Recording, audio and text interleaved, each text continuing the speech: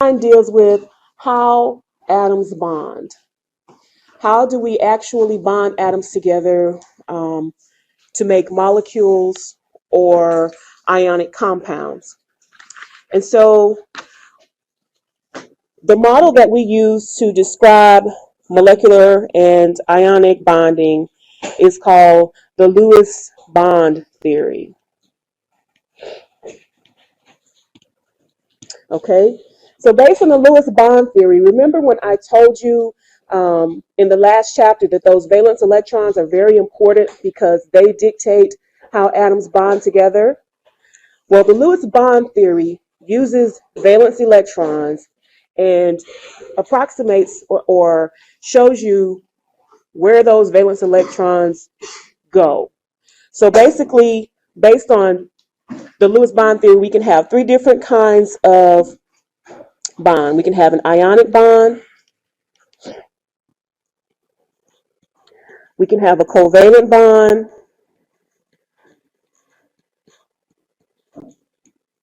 and we can have what we call a metallic bond. Do you remember from your Chem 1 that an ionic bond is between a metal and a nonmetal? A covalent is a metal, and a covalent is two nonmetals, and a metallic is two or more metals. So an ionic bond involves the transfer of an electron from one atom to the other. So the transfer of electrons from one atom to another.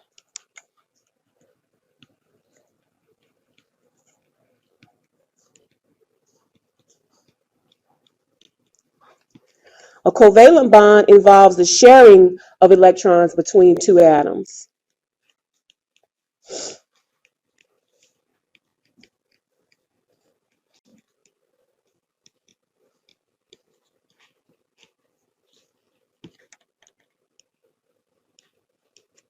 And a metallic bond involves what we call pooling of electrons.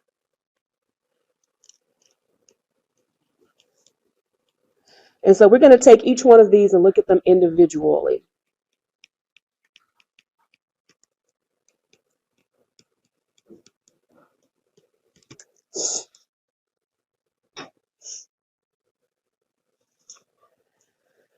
Okay, so for each one of these types of bond, it is the valence electrons that we're concerned with. What do the valence electrons do? So how do we determine the number of valence electrons again?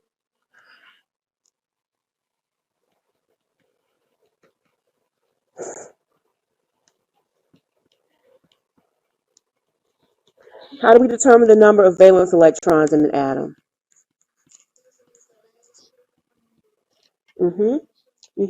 Those are the electrons that are in the last shell, and we can look at the periodic table and look at the group number that the atom falls in to determine what the number of valence electrons is in that atom. Okay, so remember,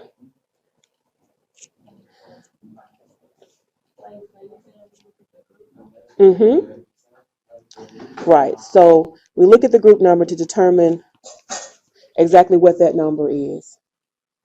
Okay, so for example, chlorine is in group number 7, so it has 7 valence electrons.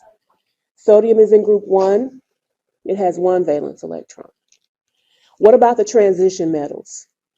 Let's say titanium, for instance.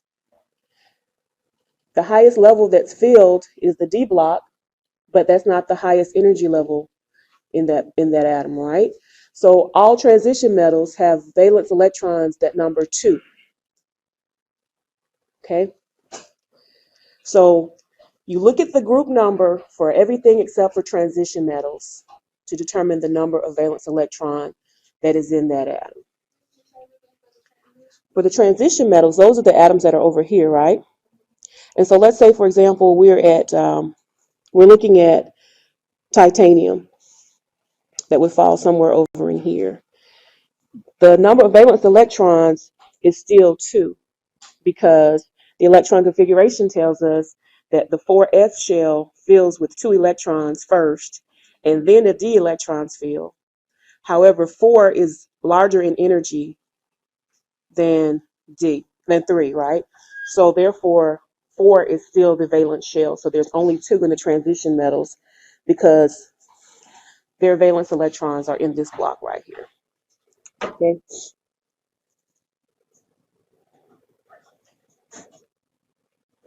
All right. So now let's look at how we can actually use these valence electrons and do what we call represent using a Lewis structure. Based on the Lewis bonding theory, we're going to draw what we call a Lewis structure for each atom.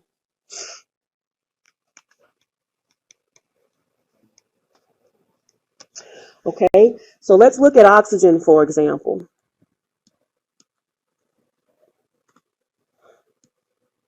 Sorry. I got to get used to this particular program. Oxygen, for example, it has 6 valence electrons, right? I'm just going to call them VE, valence electrons. So when we draw a Lewis structure, it's kind of like when we were talking about electron configuration. We put one dot that represents each electron around the atom until we have the same number around the atom that is the number of valence electrons. So we don't just go and just start putting them on. We have to put them around one at a time, singly, before we pair them up. So for oxygen, we would start by putting one dot on each of the 4 sides. And now that's 4. So then we would come back and put the other 2, start pairing them up. So that would be an example of the Lewis structure for oxygen. And as you can compare the electron configuration, you see that that valence shell for electron configuration is a 2s, 2 electrons there, and there's 4 electrons in the 2p. So that's a total of 6 valence electrons. And as we can see, there's 2 unpaired electrons here, and the Lewis structure shows us 2 unpaired electrons as well. Okay? So that's how we represent a Lewis structure. We can also do Lewis structures for cations and anions. How would you predict that we would do a Lewis structure for a cation or anion? Right. So for an anion, you would add an electron, and for a cation, you would subtract the appropriate number of electrons to get the charge you're looking for.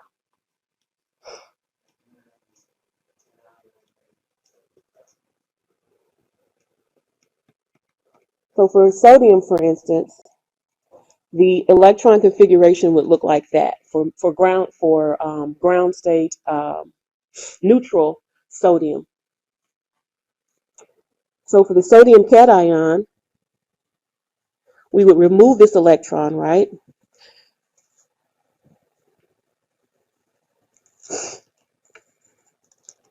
And so we would just end up minus 1 electron. That's the dot, the electron. So that's the electron configuration for that neutral atom. It has 1 valence electron. And now once we remove the valence electron, it can look like the previous noble gas, which, remember, that's what all the atoms want to do. They want to look like the noble gases. That is their goal in life. Okay, so the same is for chlorine. If we have the chlorine neutral atom,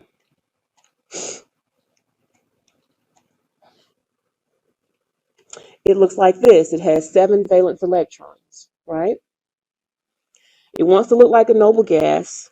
So in order to go to a chlorine minus 1 anion, we would add an electron to it. We have to add an electron right there. Let me put this on the outside. Pen is tangled up.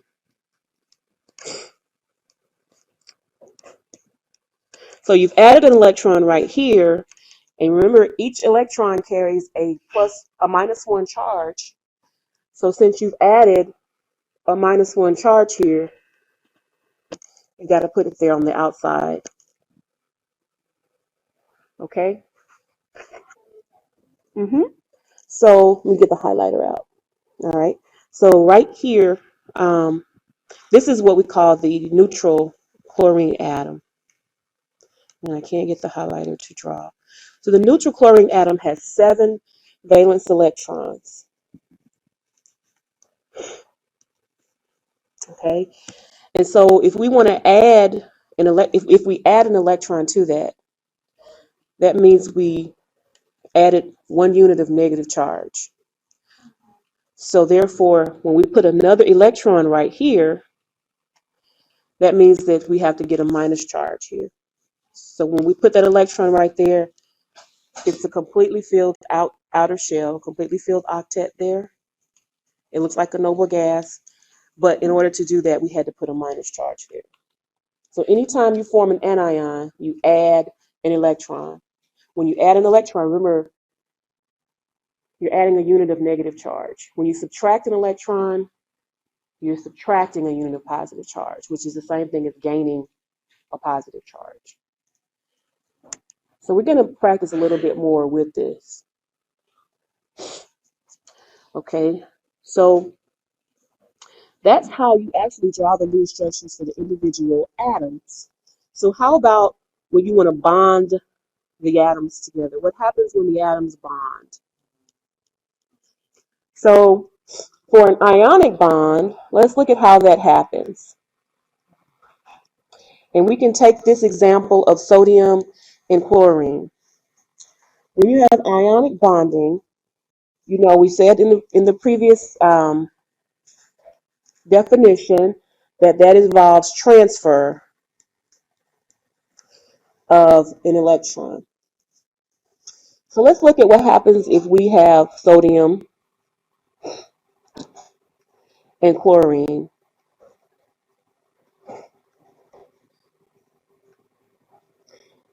And what happens when they form a bond. Okay, so these are the neutral atoms of sodium and chlorine. Let's see. In ionic bonding, what's going to happen is this sodium is going to give up its electron to chlorine. Reason being, when the sodium gives up its electron, it can look like the noble gas because it won't have that extra electron. And when the chlorine gains the electron, it can also look like the noble gas. So that's the best scenario energy-wise for both compounds, for both atoms. So when that happens, you end up, when you transfer the electron from the sodium to the chlorine, you end up with a +1 sodium, and you end up with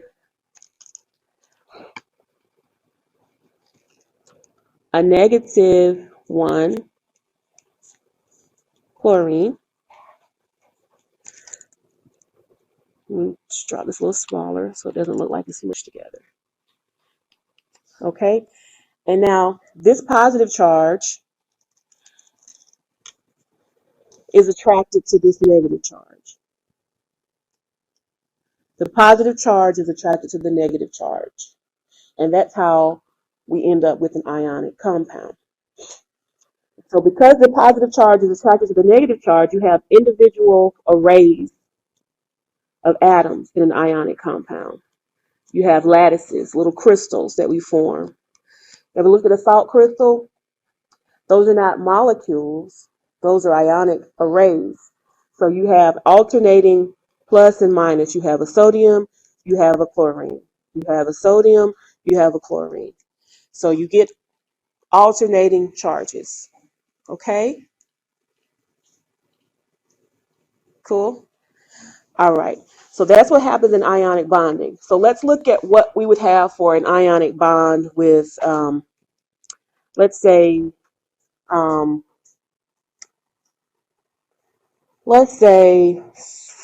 potassium. What did I have for an example here? Let's say calcium and chlorine. Let's see what would happen. The electron configuration of calcium would look like this. The electron configuration of chlorine, the Lewis dot structure would look like that. Okay, so calcium wants to look like the noble gas configuration, so it has to give up 2 electrons in order to do that. 2. This is supposed to be chlorine. Chlorine wants to look like a noble gas as well, so it only needs 1 electron. So if calcium wants to give up 2 electrons and the chlorine can handle 1, in order to form a compound between calcium and chlorine, you're going to need 2 chlorines.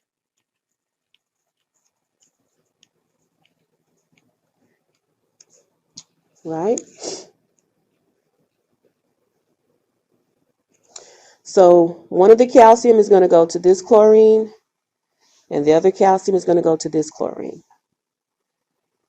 So therefore, when we write the new electron configuration, calcium is going to look like this. How many electrons did we lose? So we lost 2 units of negative charge. So therefore, we have a net result of a positive 2 charge, right? And in doing so, it looks like the noble gas configuration. It precedes it. And chlorine,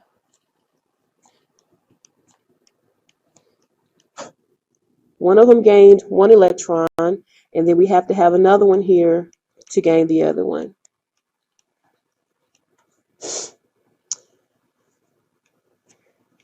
And those ended up taking on, you added a unit of negative charge. So that means you ended up with the -1 for each chlorine. So once again, you have an array structure where you have alternating positive, negative, positive, negative, positive, negative to form a crystal. Okay, so that's how we would draw Lewis structures for ionic compounds. There is a transfer of electrons from one atom to the other. Okay, any questions about that?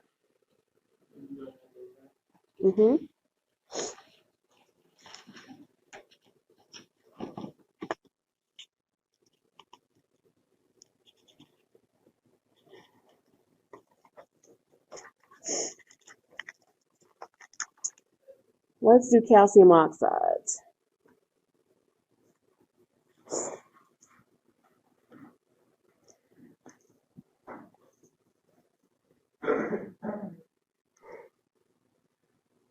I'm going to try to draw it a little bit away from that so it doesn't get too close.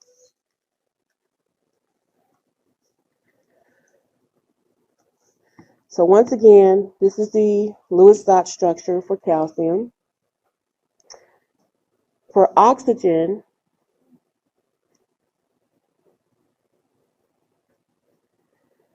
this is what we would have. Can y'all see those dots? Way back there? Everybody can see the dots? Okay. All right. There's only 6.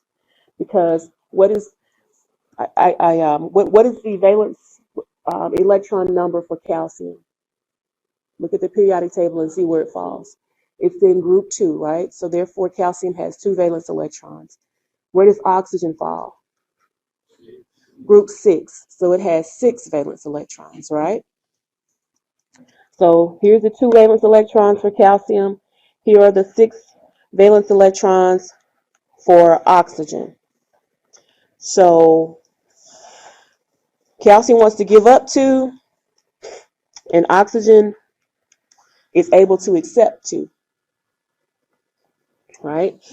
So therefore, when we have the bonding arrangement, since calcium loses its 2, it's got a +2 charge once again. And then over here for oxygen, it gains the 2 that the calcium gave up. And so since it gained 2 electrons, we've got a -2. And so this positive 2 charge is going to be attracted to this -2 charge. So remember when we talked about bonding in Chem 1, you saw that when you have a ionic compound that the overall charge has to be 0, right? So when you look at this sodium chloride as an example, the +1 and the -1 cancels out to 0. When you see the calcium chloride, you've got a +2 for calcium and a -2. You've got 2 negative charges here for chlorine, so that still cancels out. You got 2 of them. And same here. It's still a 0 overall charge. Okay, so now let's look at covalent bonding.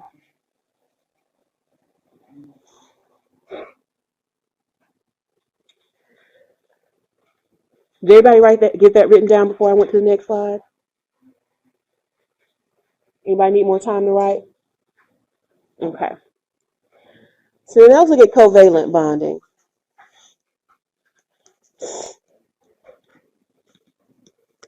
Covalent bonding, remember, is not transfer, but yet it's what? Sharing electrons. Sharing electrons so that both atoms in the compound, or all atoms in the compound, can look like a noble gas.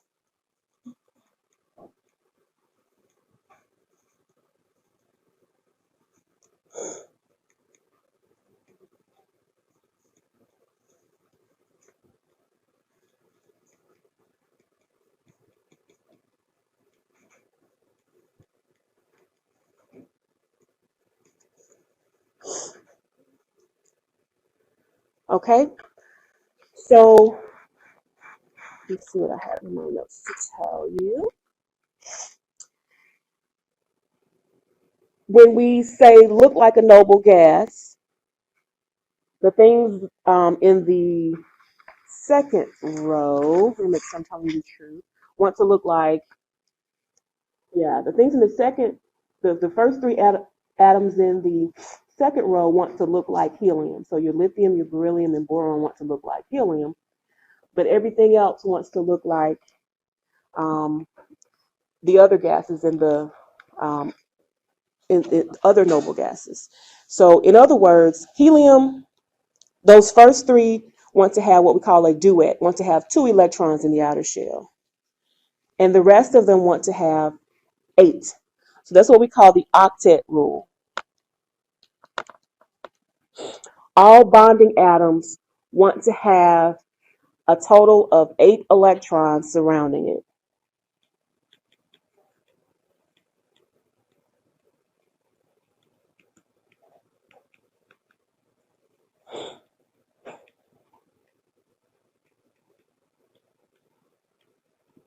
Around them.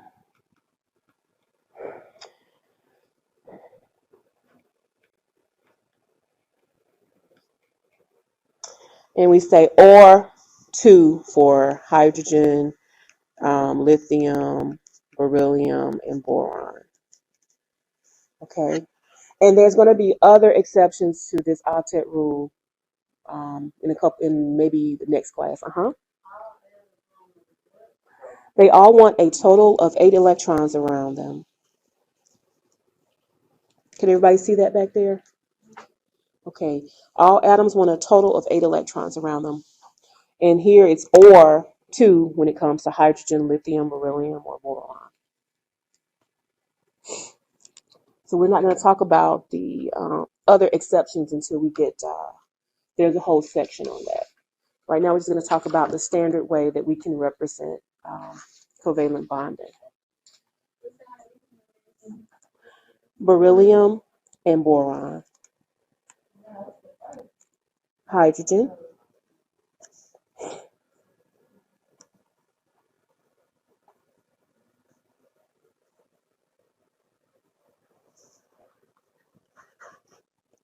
Okay, for example, let's look at hydrogen. Hydrogen, how many valence electrons does it have? Look at the row in the periodic table. It's got one, right? So if each hydrogen has one, in order for them to look like a duet, which is look like helium, they need to share those two electrons between them. So if we look at this atom individually, it's got two electrons that it can that has around it. And if we look at this one, it has two electrons around it. Same for fluorine. What's its valence electrons from the periodic table? 7.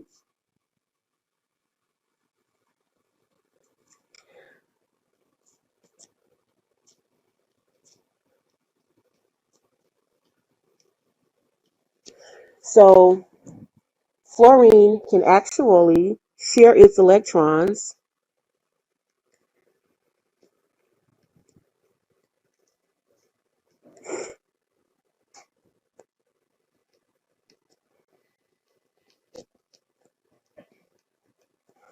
so if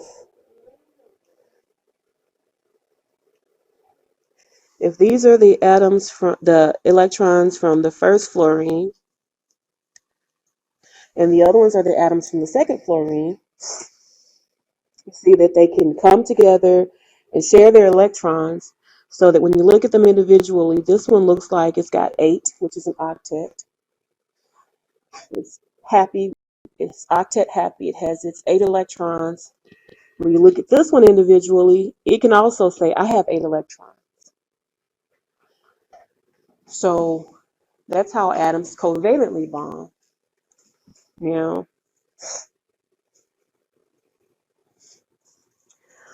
let me see. Now, bear with me because this might jump to the next slide. It did. All right. Try to go back up a little bit. Too much. Too much. Okay. All right. So the way we would see this written, this is what we call a F2 molecule. And we said that before ionic compounds, we said that they don't form individual discrete molecules. They form arrays, right, of alternating charge. But when you have a covalently bound entity, it actually forms a discrete molecule.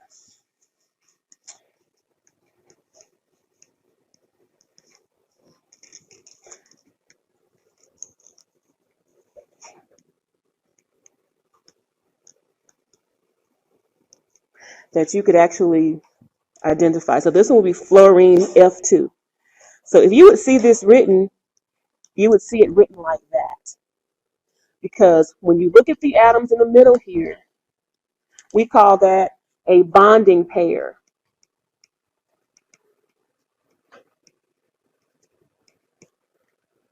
So those electrons that are shared are called a bonding pair or simply a bond.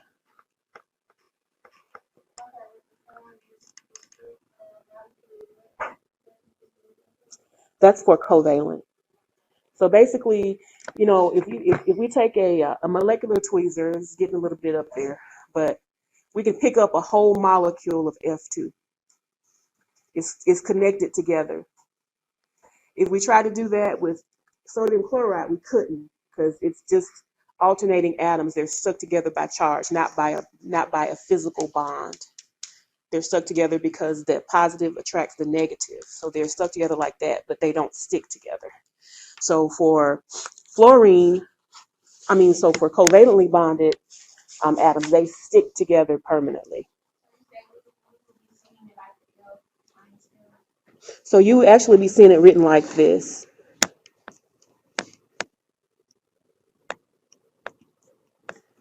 where that dash represents the two bonds. The dash represents a pair of bonding electrons, or more simply, it's called a bond. So that dash represents a bond, which is the sharing of two electrons.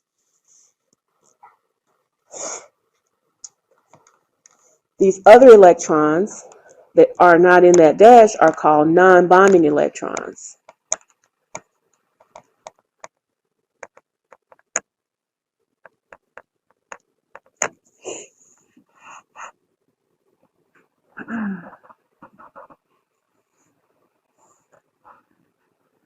And sometimes we also call it a lone pair, which means it's not involved in a bond. So if you hear the word non-bonding electrons, that means that those electrons that are not participating in a bond. If you hear lone pair, it's the same thing. Okay. So what do we want to tell you next? All right. So we can have just one pair of electrons that are shared between two atoms, or we can have more than one pair of electrons that are shared between two atoms. So let's look at that. It might jump to the next page. I'm going to try not to let it do that. Okay, we can have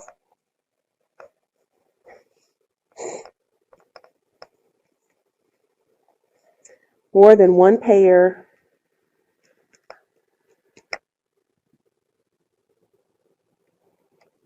of electrons shared between two atoms.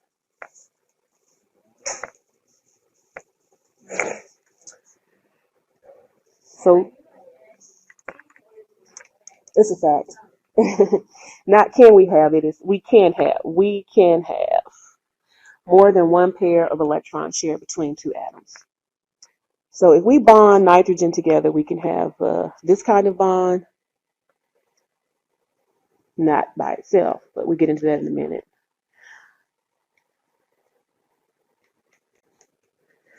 And this represents one pair of nitrogen electrons shared.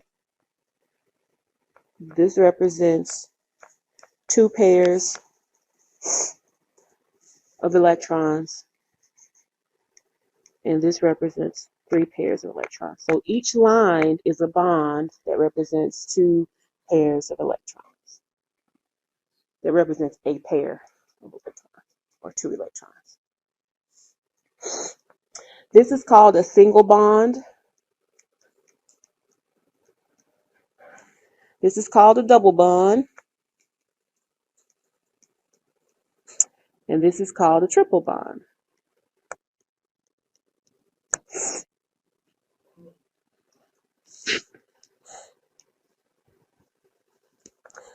So in terms of bond length, what would you anticipate bond length to mean? It is the length of this bond. The distance between two nuclei. It's probably going to jump to the next page, so let's be prepared. It did. Let's go back up. Okay. So bond length means if we have two nitrogen atoms bonded together, and if it's bonded together, it's going to look more like that.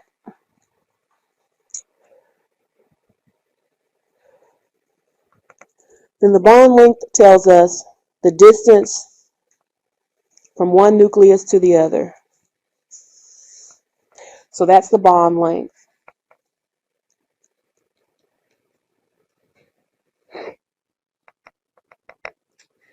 Distance between nuclei of two bonded atoms. Can y'all see that, or do I need to rewrite that? Is the distance between the nuclei of two bonded atoms.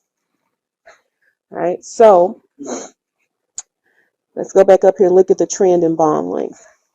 So a single bond is longer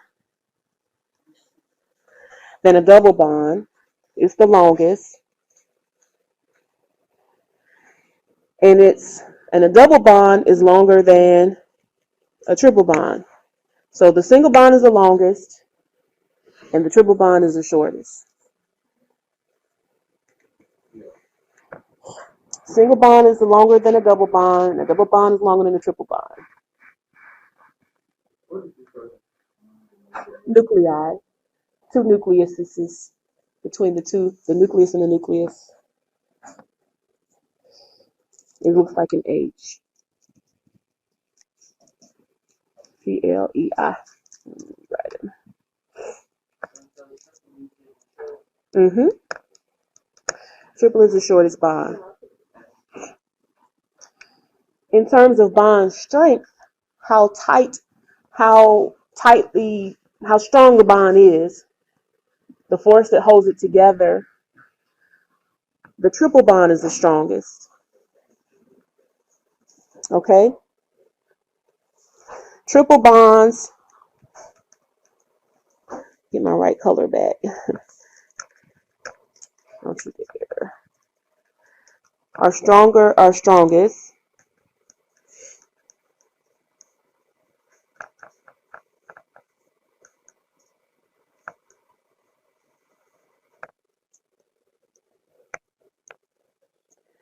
And double bonds are stronger than single bonds.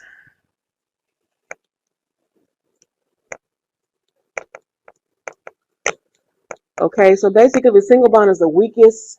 You got one little pair there. It's the weakest bond of all. The double bond, you have a lot of electrons that are shared, so there's a lot of strength there. And the triple bond is the absolute strongest. All right. So the last thing that we're going to look at in terms of defining the types of bond, before we move on to drawing the Lewis structure for an atom, is looking at covalent bonding, or what we call polar covalent bonding.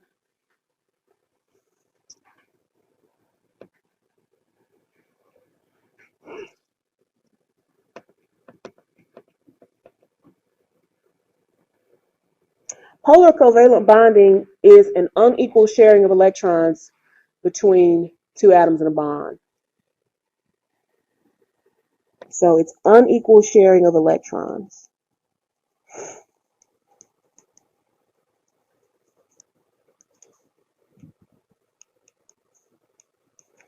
All right, so one atom in the bond is hogging more of the electrons from the other one.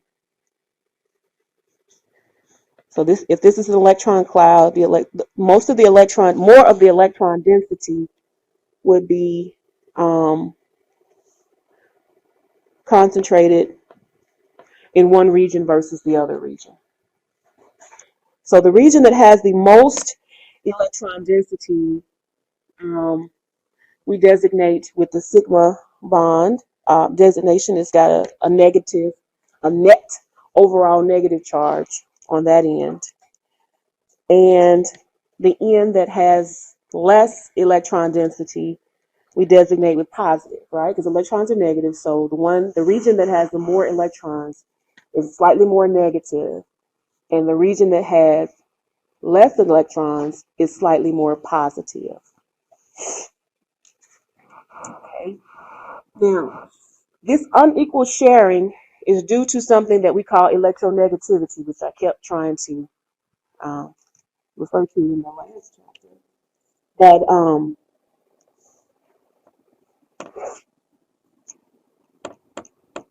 due to a difference in electronegativity of the two atoms.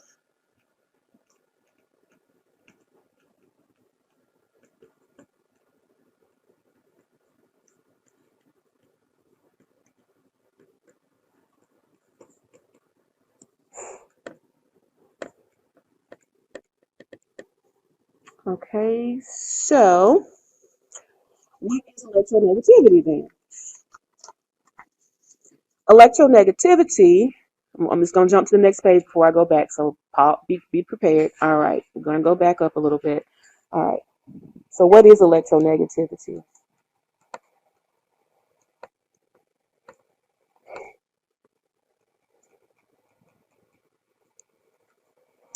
Okay, so electronegativity is the ability, how is it put here? Yeah.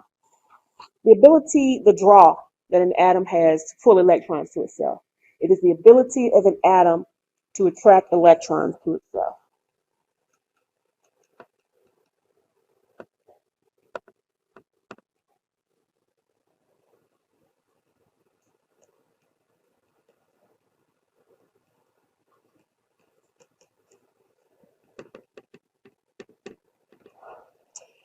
This is itself.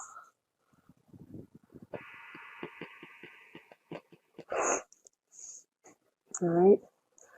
So based on the location on the periodic table, the electronegativity increases as you go across a row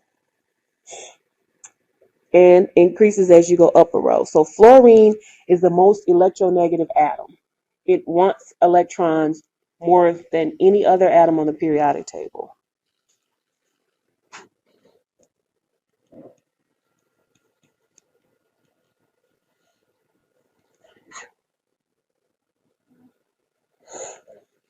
So in a polar bond, when we talk about polar bonds, the electron density, if fluorine is bonded with something else, let's say a hydrogen, the fluorine would be hogging or stealing some of the electron density from the hydrogen, and in the overall negative, net negative would be on the fluorine. So let's look at that. So if you look at the two, hydrogen and fluorine on the periodic table, you see that they're way apart. You see that hydrogen is way over here and fluorine is way over here. This is the most electronegative right here. So fluorine is a lot more electronegative than hydrogen. It's a large distance between the two. So if you had a molecule of fluorine bonded to hydrogen, then fluorine would have most of the electron density, and hydrogen would have a net positive, fluorine would have a net negative. So that's called a polar bond polarity. So this is the last definition before we get into learning how to draw Lewis structures. This one, the sigma symbol, it's a lowercase sigma symbol. Or is it a lowercase delta? I can't remember. It's that little thing right there. That's a lowercase delta, I'm sorry, but that's what this is. This is a lowercase sigma. All right. So when we have that happening, we can call the dipole moment. A dipole exists that has something that looks like this. So a dipole is a molecule with a net positive end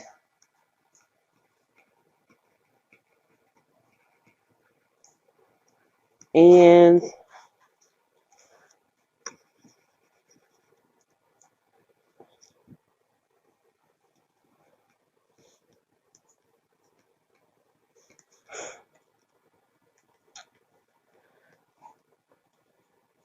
so a polar molecule is one that has this net positive end and a net negative end, but it exists because of the dipole.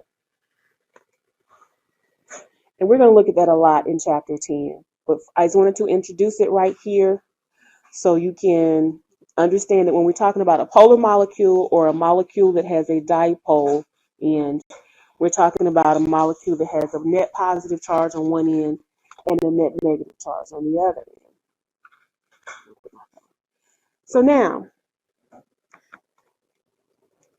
one more thing we're going to do is look at on a scale, how does the polarity or the change in electronegativity change as you go from one type of bond to the other? That's the last thing we're going to do, and then we're going to start learning how to draw Lewis structures. Okay.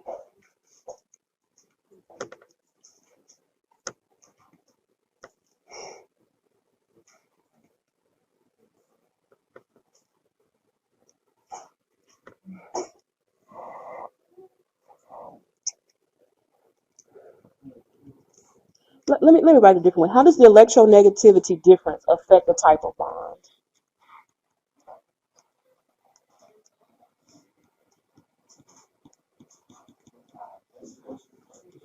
This is the question I'm about to answer for you.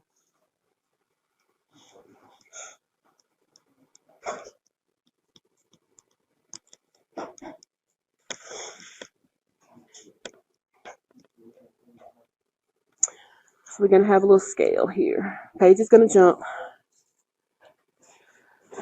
All right.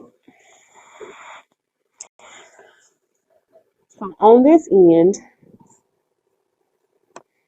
a pure covalent bond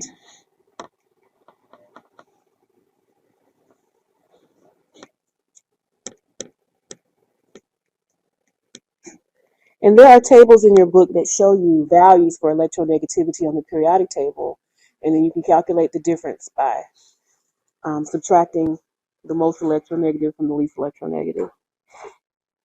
Okay, so a pure covalent bond has electrons shared equally.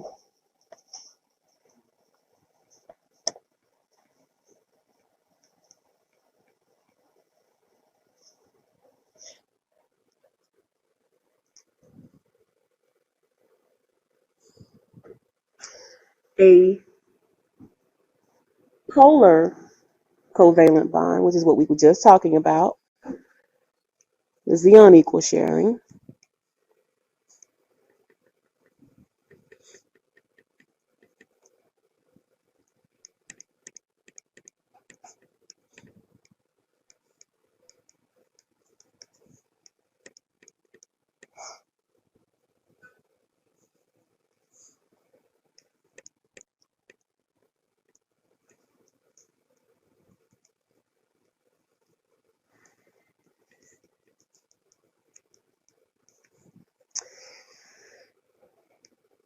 And lastly, we have pure ionic or ionic bond,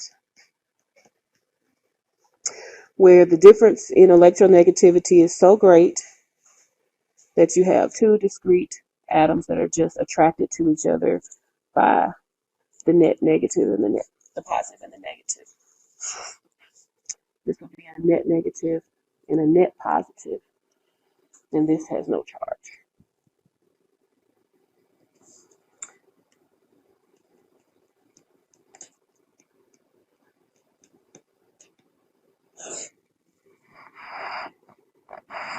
Okay. So this happens, the pure covalent bond. Give me a second here. Get a different color. Okay. The pure covalent bond happens when the difference in electronegativity, or delta En, write this down. Delta En means the difference in electronegativity. So between the two atoms in the molecule, if the difference in electronegativity is 0 to 0.4,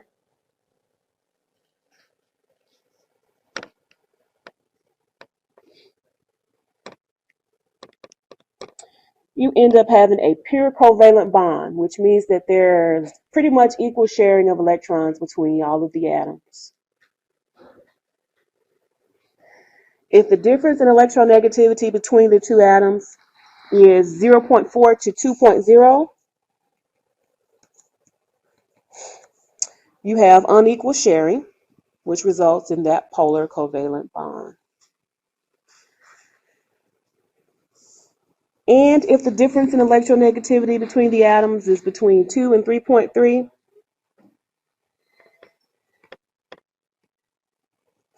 then that's when you have the ionic bond. The electronegativity is so great, the difference is so great that they just completely reside on individual atoms and are attracted to each other by the positive and negative charge.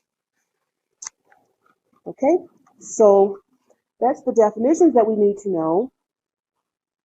Ionic bonding, covalent bonding, how that occurs, how to draw Lewis structures. And so now let's look at drawing Lewis structures for a molecule.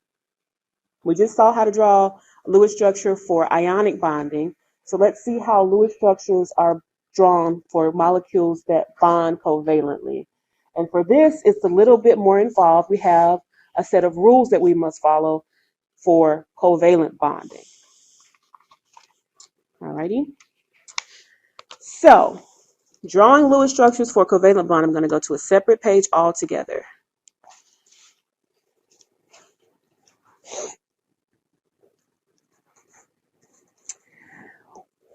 When I say drawing Lewis structures for covalently bonded, for two covalently bonded atoms, what is another word for that? A molecule, right? So drawing Lewis structures of molecules.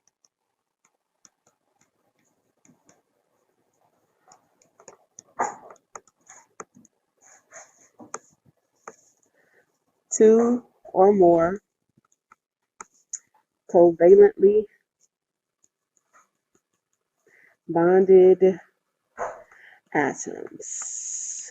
Okay, so first thing you do is for the atoms that you're asked to draw a Lewis structure, for the molecule that you're asked to draw a Lewis structure for, you choose the most electronegative, the least electronegative atom, make that the central atom. So you're going to draw a skeleton. First rule, draw a skeleton structure.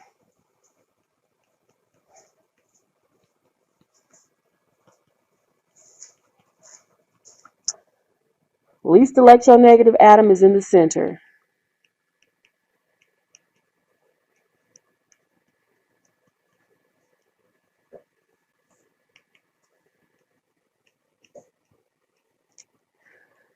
But also remember that hydrogen is never in the center.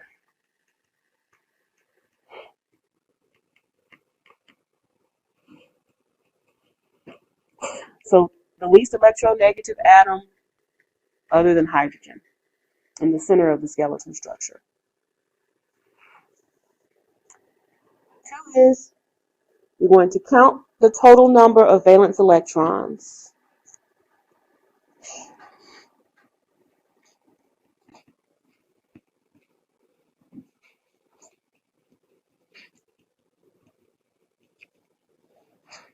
Okay.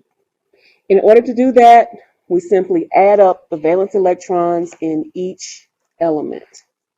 We add all valence electrons.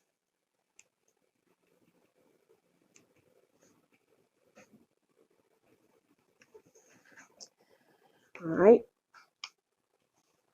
Then we subtract from that number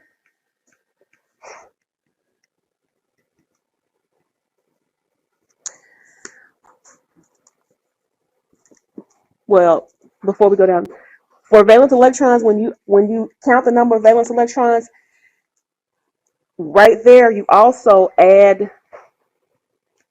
electrons for negative charge or subtract electrons for positive charge as appropriate. If your overall molecule has a charge on it, you will add, if it's a negative charge, you'll add the appropriate number of electrons. If it is a cation, you will subtract the appropriate number of electrons. So let's say add or subtract for charge. Add E for negative charge, subtract E for positive charge. All right, after you do that, then you subtract from that number that you get the total number of electrons that are in bonds in your skeleton structure. All of this is going to make sense in a minute, but let's just make sure we write the rules down so we can come back to them.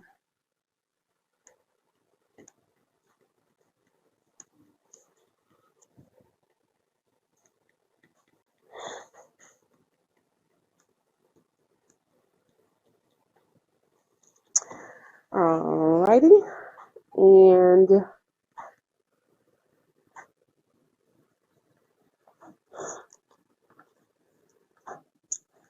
it's going to be 2 electrons per bond. That's not pond, that's bond. I'll go down a little bit.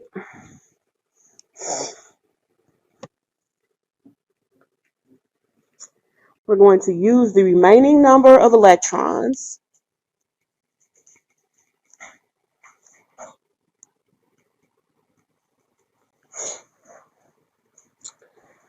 to complete octets around all of the atoms around the central atom.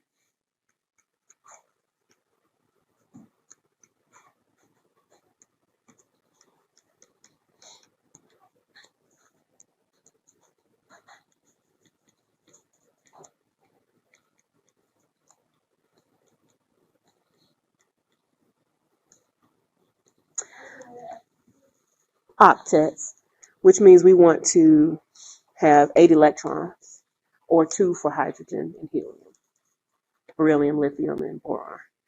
I'm going to jump down and then jump back up. Okay. OCTETA.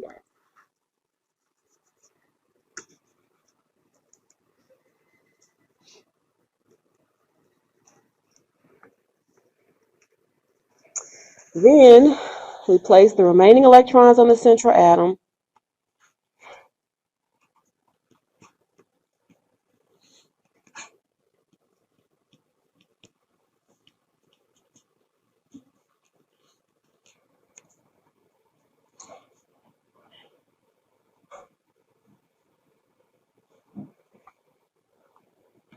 We complete the octet on the central atom.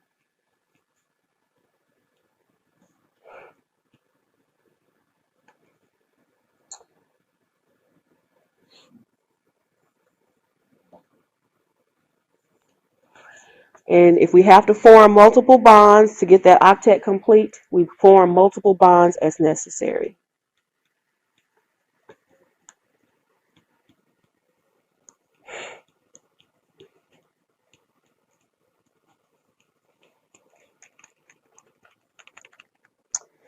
And then the last thing that we do is check to make sure that every atom has a complete octet or duet as appropriate.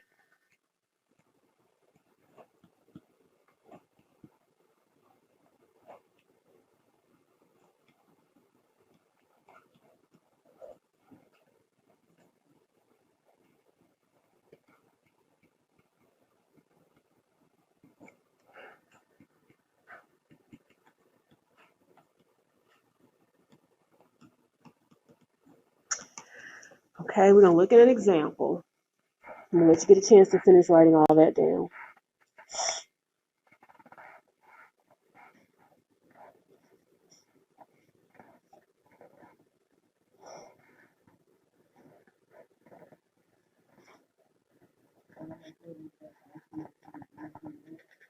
Octets, and right above it is duets.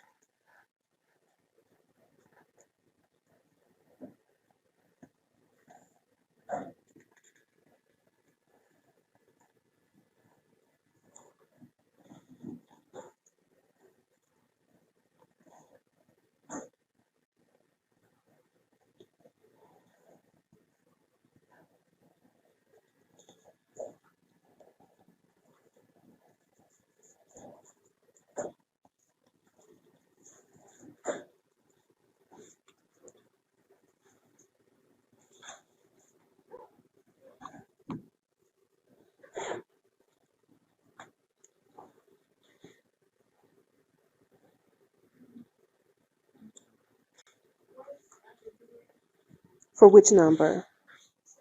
As appropriate.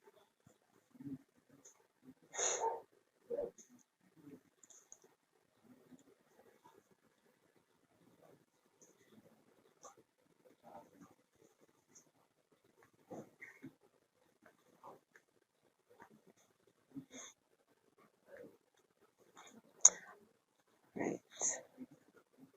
Everybody done writing? Are there any no's before I move to the next page? Okay.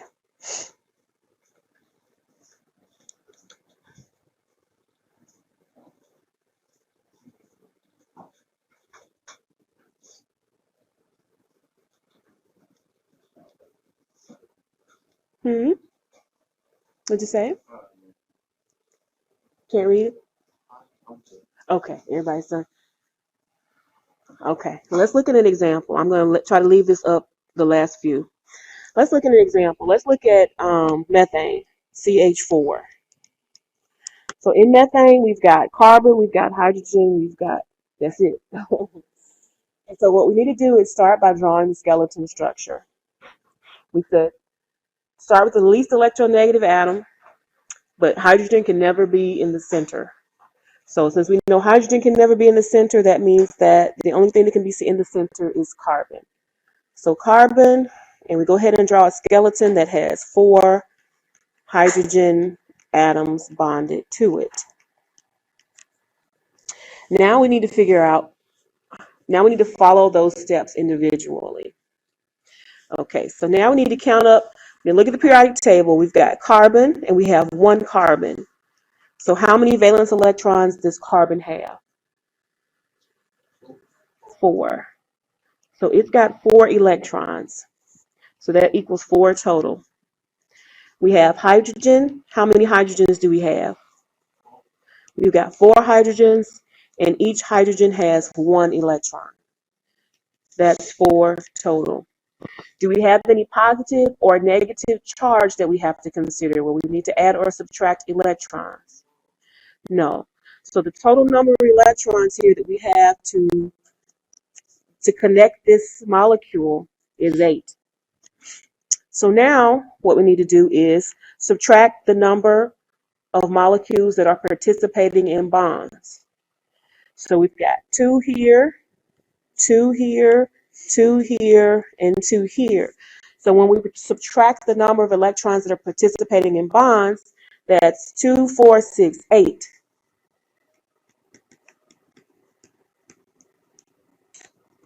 So that's equal to, so we subtract 8 there. So that means we don't have any electrons left to distribute around any more atoms.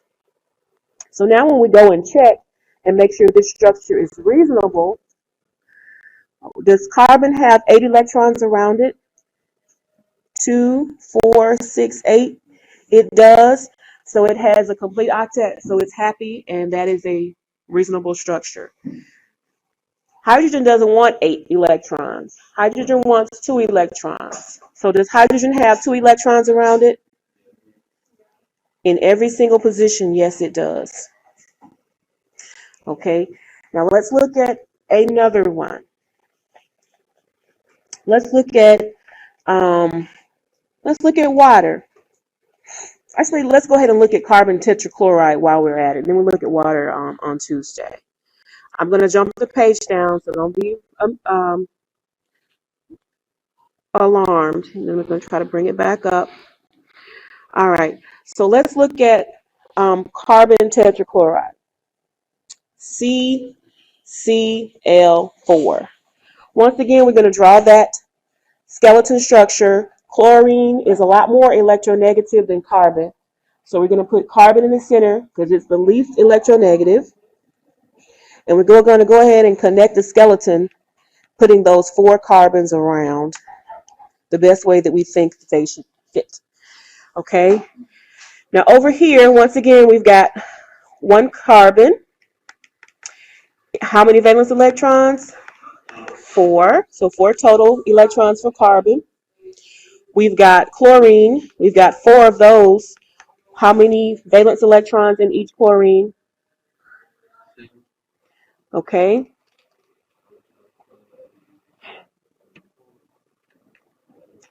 So chlorine has, we have 4 of them, and it has 7 electrons. That's 28 electrons total. So the total number of electrons that we have, are there any charges that we have to consider? No charges. So we've got 32 total electrons. Now, how many electrons do we have tied up in bonds? 8. 2, 4, 6, 8. Minus 8 puts us at 24.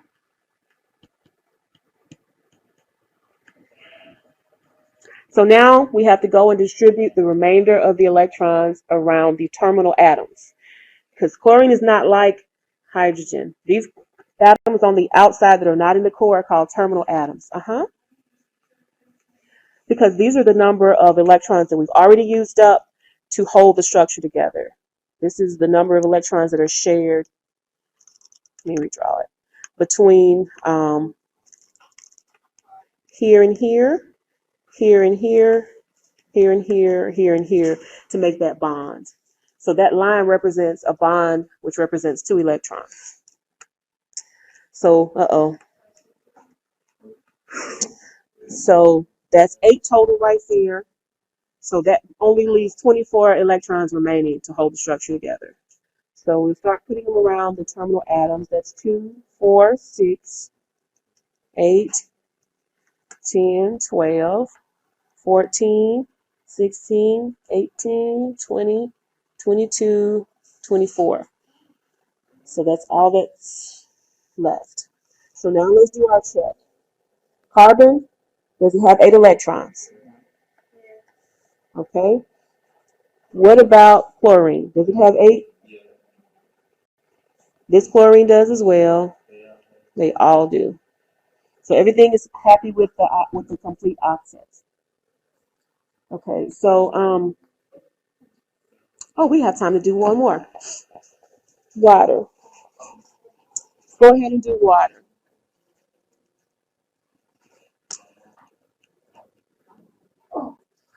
Let's go ahead and connect it together. So hydrogen never wants to be in the center, so we know oxygen is going to be in the center. We've got 2 hydrogens with 1 valence electron, right? We've got 1 oxygen, and oxygen has how many valence electrons? 6. So the total number of electrons for hydrogen is 2. Total for oxygen is 6. Any charges to consider? No. So we've got a total of 8 electrons. The number that's in bonds. So we've got 2 here and 2 here. So we've got 4 electrons left to put around. Okay, so why didn't we start putting 2 on hydrogen? Hydrogen is happy already, right? That's a 4. I was about to write 2. That's 4 electrons right there. So since hydrogen already has a happy octet, looks like helium, so it only wants 2, so it has its 2. So therefore, now we go to the central atom and distribute the remainder of the 4 electrons. So now when we check, oxygen is extremely happy, and hydrogen is happy as well. Okay, so we're going to start having quizzes. Every class period, we're going to have a quiz. So, a quiz. It's just going to be 2 questions at the beginning. It will help you. It's going to make you go home and study. That's what I need everybody to do. I have office hour. Yeah, it should help your grade because you're going to do well, right? So it's just going to be a short quiz, a 5-minute quiz at the beginning of every class period with 2 questions based on the previous class's lecture, okay? All right, I will see you guys on Tuesday. Make sure you go and review. I'm going to find out about those balanced equation things on the homework.